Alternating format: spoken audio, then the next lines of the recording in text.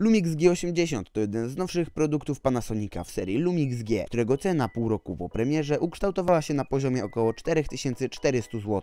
Aparat robi doskonałe zdjęcia, jednakże jego atuty kierują go bardziej w stronę nagrywania dobrej jakości filmów.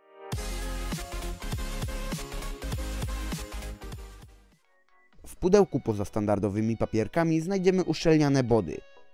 Do tego pasek nośny i ładowarkę z baterią, która powinna naładować się w około 2 godziny. I na końcu, w zależności od wersji, którą zakupiliście, znajdziecie obiektyw. W moim przypadku to premierowy obiektyw zmiennoogniskowy 12-60 mm z dwuosiową stabilizacją, ale o tym później. Lumix G80 względem G7 przeszedł szereg zmian, nie tylko stylistycznych, ale także tych, które udoskonaliły go pod względem technicznym. Jedną z nich jest wykonanie body ze stopu magnezu i uszczelnienie na zachlapania i zakurzenia, dzięki czemu bardziej sprawdzi się w terenie. Do tego nowy system stabilizacji, łączący dwuosiową stabilizację obiektywu OIS i 5-osiową stabilizację matrycy BIS, dzięki czemu nagrania będą jeszcze bardziej stabilne. Do tego dochodzi przesunięcie kilku elementów, takich jak przycisk flasha, przesunięcie wejścia karty SD w wygodniejsze miejsce, zastąpienie starszego wejścia mini USB na rzecz znacznie bardziej popularnego złącza micro USB. Do tego dochodzi zupełnie nowa migawka, dzięki której hałas generowany przez aparat został znacznie zredukowany względem poprzednika.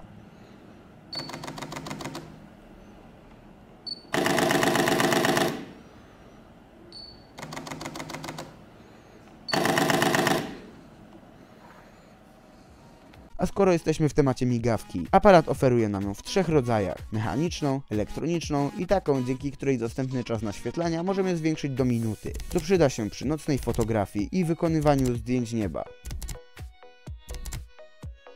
Lumix jest dosyć ciężki, w pełnej okazałości waży ponad 700 gram, przez co trzymając go w ręce czuć, że nie jest to amatorski sprzęt. Spoglądając na body z góry możemy dostrzec pokrętło wyboru funkcji, takich jak zdjęcie pojedyncze, seryjne, 4K foto, postfocus, samowyzwalacz czy chociażby timelapse. Drugie pokrętło pozwoli nam wybrać między kilkoma standardowymi trybami i tym, co podoba mi się najbardziej, trybem manualnych ustawień nagrywania, dzięki któremu możemy oddzielić ustawienia fotografii od ustawień nagrywania. Pozostałe 2 pokrętła z prawej strony body pozwolą nam na ustalenie wartości ISO i przysłony, a także poruszanie się po praktycznie wszystkich ustawieniach. Aparat posiada też 11 przycisków programowalnych FN, z czego 5 z nich będziemy mogli wybrać korzystając z dotykowego ekranu, a 6 znajdziemy na korpusie aparatu. Przytrzymując przycisk otrzymujemy listę ponad 50 ustawień, które możemy mu przypisać. Wracając do tematu body, znajdziemy tam również w odświeżonej formie przełącznik fokusu pomiędzy automatycznym a manualnym. Do tego dedykowany przycisk nagrywania, przycisk spustu migawki, 2 przyciski podglądu, z czego jeden pozwoli nam otworzyć galerię, a drugi zmieni format wyświetlanego interfejsu. Sensor wbudowany w korpusie aparatu to Digital LiveMOS w formacie Micro 4/3 o rozdzielczości 16 milionów pikseli. Jednakże to, co odróżnia go od poprzednika, to usunięcie filtra dolno-przepustowego, co zapewnia ostrzejsze zdjęcia.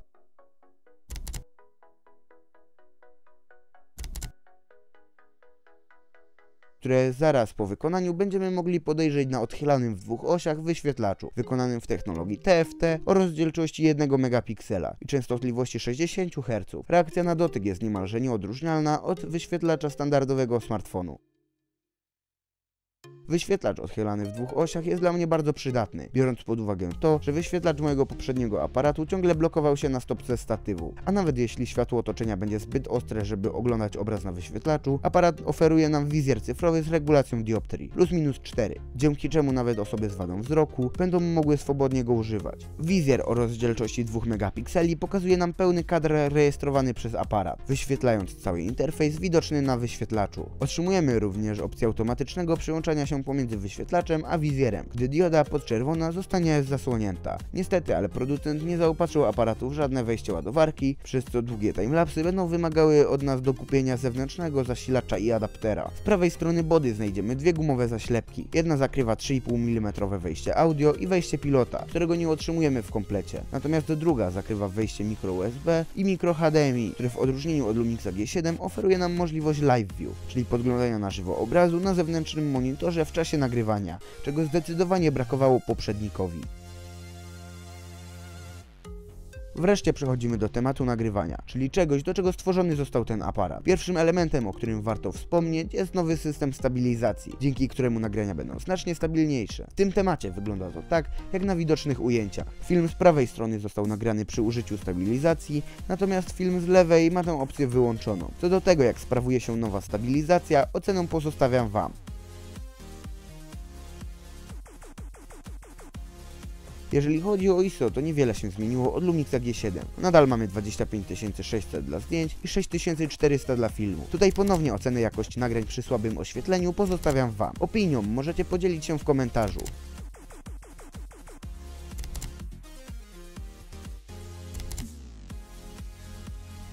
Kolejną sprawą wartą wspomnienia jest usunięcie nomenklatury analogowego przetwornika NTSC i PAL, które w wersji cyfrowej różniły się jedynie ilością FPS-ów. Poprzednik w Europie posiadał blokadę PAL, która pozwalała jedynie na nagrywanie przy 25 lub 50 klatkach. Aparat oferuje nam dwa formaty: AVC HD i MP4. Niestety, ale ten pierwszy nie pozwoli nam na nagrywanie w 4K, które w formacie MP4 uchwycimy do 30 klatek na sekundę. Do tego producent zaopatrzył ten aparat w dwa ciekawe logi koloru: Cinelike V i Cinelike D. Ten pierwszy pozwala nam na nagrywanie przy spranych kolorach, tworząc tym samym świetną bazę do późniejszej korekty. Natomiast ten drugi jest gotowym ustawieniem kolorów dla kinowego wyglądu filmu.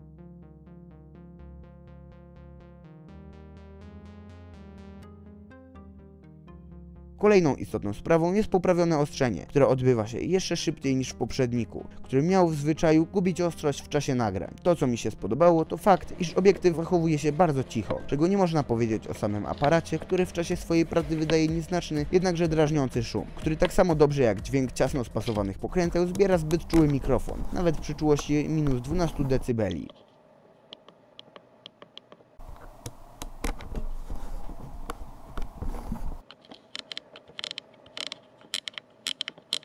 Lumix G80 ma też kilka ciekawych funkcji, o których warto tutaj wspomnieć. Pierwszą z nich jest możliwość połączenia się nie tylko z telefonem, ale także z dowolnym komputerem, serwerem lub chmurą, dzięki czemu możemy przez sieć zapisać zdjęcia w praktycznie dowolnej lokalizacji zaraz po ich wykonaniu, lub też wybrać odpowiadające nam zdjęcia po zakończeniu sesji. Wprowadzanie informacji jest proste, ale bardzo niewygodne. Kolejnym ciekawym trybem jest 4K Foto, dzięki któremu otrzymujemy możliwość nagrania sekwencji zdjęć 4K z prędkością 30 klatek na sekundę i możliwość zapisania najbardziej odpowiadających nam zdjęć.